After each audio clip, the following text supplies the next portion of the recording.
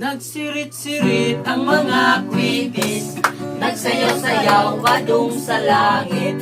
Nang ibuto na ang kwitis, sa dughan na nilaptig. Ang kalagot o kapungot, sa dughan na tumihukog. Mailhan sa atong dagway, kay kunot mula tugtukok.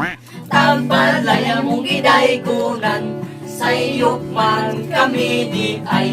Kay ang among nakita, puno di ay sa kalipay. Puno di ay sa kalipay, si nanay o si tatay.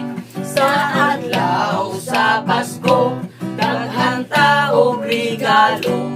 Hatag lang bisag 5, kun ilang og 5, kun ilang og 30, kun ilang og 30, kun ilang og 30, kun ilang 50. 120 na